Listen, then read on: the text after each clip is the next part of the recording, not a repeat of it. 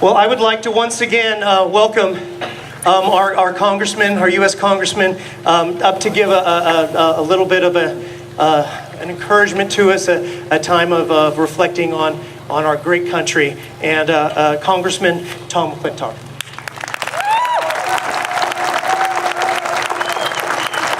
Thank you, Lauren. On behalf of all of us here, on behalf of our entire community, thank you, Auburn Pops Chorale.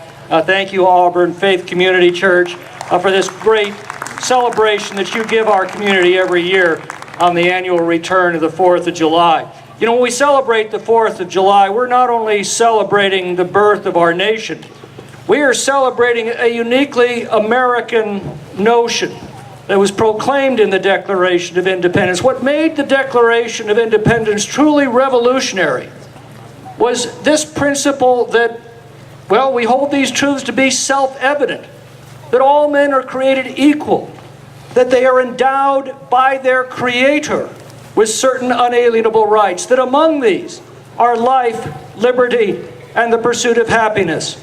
That to secure these rights, governments are instituted among men, deriving their just powers from the consent of the governed. That whenever any form of government becomes destructive of these ends, it is the right of the people to alter or abolish it. Our natural rights come not from earthly kings or governments. They come from the laws of nature and of nature's God. We create governments to protect our God-given rights.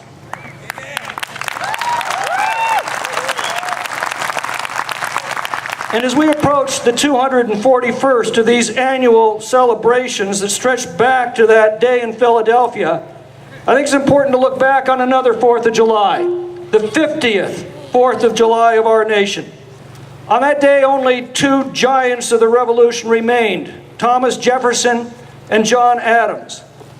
On July 4th, 1826, a great celebration was to be held in Washington, D.C. to commemorate the 50th anniversary of the 4th of July. Jefferson was then 83 years old. He'd been invited as the guest of honor, but instead he had to send a letter apologizing that his poor health prevented him from attending. This is what he said in that letter. I should indeed with peculiar delight have met and exchanged their congratulations on that day, and to have enjoyed the fact that our fellow citizens, after half a century of experience and prosperity, continue to approve the choice we made, to assume the blessings and security of self-government, restoring the free right to the unbounded exercise of reason and freedom of opinion.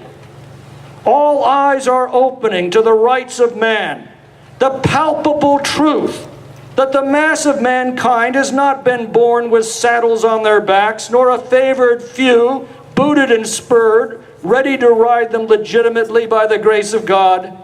These are grounds of hope for others. For ourselves, let the annual return of this day forever refresh our recollections of these rights and an undiminished devotion to them. These were Thomas Jefferson's final words to the American people.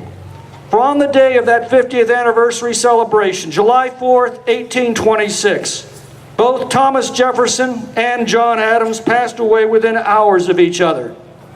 It was as if Providence had said to succeeding generations, they left this legacy to you, asking only that you cherish it, preserve it, defend it, and pass it on undiminished to your descendants. Now all of this is in your hands. Be worthy of it. Thank you and happy birthday, America.